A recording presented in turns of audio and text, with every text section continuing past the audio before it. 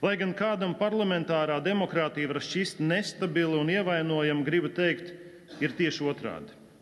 Vēsture rāda, ka tā spēj pasargāt valstis un nācijas no ieskriešanas tādos galējību un kļūdainu izvēļu purvos, no kuriem izkļūt ārā reizums vairs arī nav iespējams.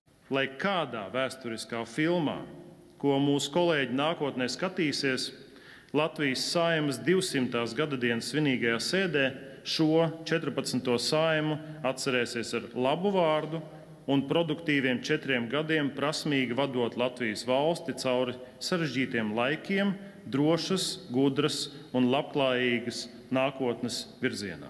Neliela atkāpe par to, kā mēs strādāsim turpmākos 4 gadus. Kolēģi, sadaļa par pret ir domāta nevis vienkārši tāpat mūsu Saeimas kārtības rullī, bet tās ir sabiedrības tiesības uzzināt abu pušu argumentus un viedokļus. Es atvainojos, Liepiņas kundze, mirklīt uzmanības. Kolēģi, izrādīsim cieņu pret runātājiem tribīnē. Jūsu sarunas ir kļuvušas ļoti skaļas. Arī Kariņa kungs lūdzu un citi kolēģi. Šādā veidā iekļūst. Ir beidzies. Debašu laiks jums ir beidzies. Ir tāds teiciens, ne bezribji ir rība. Krišņīs Kariņš šajā gadījumā izskaties tieši šādi. Rostīgau kungs, es aicinātu runāt šeit Latvijas Republikā valsts valodā. Paldies. Kolēģis, lūdzu respektēt runātāju tribīnē, savā starpā nesarunāties, tā skaitā Valaņa kungs, uz jums tas arī attiecās. Debatas slēdz. Piedošana, jā. Debatas neslēdz. Pirmais pieteicās Jānis Reivis, pirms es piesitu āmuru. Tātad vārds debatēs Jānim Reiram. Kļūdas ir jāatzīst, vai ne? Vai kāds vēlas vēl piedalīties debatēs? Neviens. Tātad debatas slēdzam. Tā, Šleserkungs, mēs esam 4 reizes par to runājuši. Saeimas kārtības rullis ir būvēts tā, ka sabiedrības interešu labad ir iespēja runāt par un pret. Un tas nav, Šleserkungs, tas nav jūsu tiesības aizrunāt gan par, gan pret sadaļu. Tā ir sabiedrības tiesība uzzināt gan iesniedzēju, gan opozīcijas viedokli. Manuprāt, jūs rupi šobrīd pārkāpāt Saeimas kārtības rulli. Es aicinu kā pozīcijai neizmantot ļaunprātīgi šīs iespējas, tā arī opozīcijai turēties vismaz kaut kāda elementāra politiskās kultūras etikas robežās. Augsti godātais Stefančuk kungs, es ceru, jūs arī parādīs uz ekrāna. Prieks jūs redzēt, mēs esam pagodināti.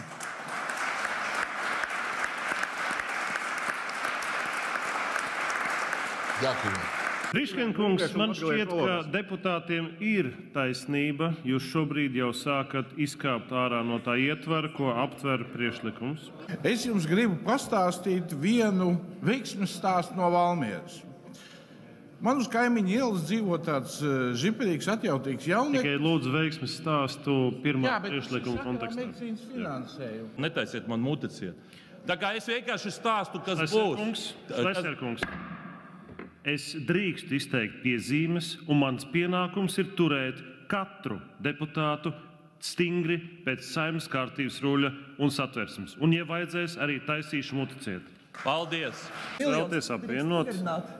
Pagarināt nevar, bet var apvienot. Apvienojot, jā. 23. Kolēģi, 2 minūšu uzmanību, lūdzu. Paldies, Saeimas priekšsēdētājiem.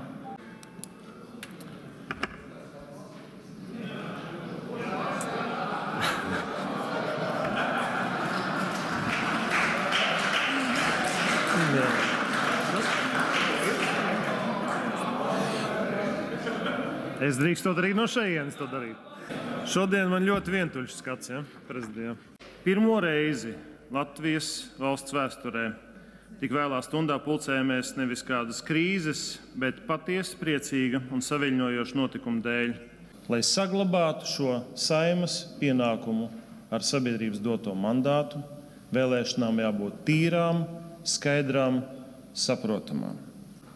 Absolūti loģiski, ka par un ap Latvijas valsts prezidentu nedrīkst būt nekāds politiskais tirgus, kur pretīm varētu tikt kaut kas mainīts, pirkts, pārdots. Iemainīts kāds labums, kādas indulgences vai vietas pie galda.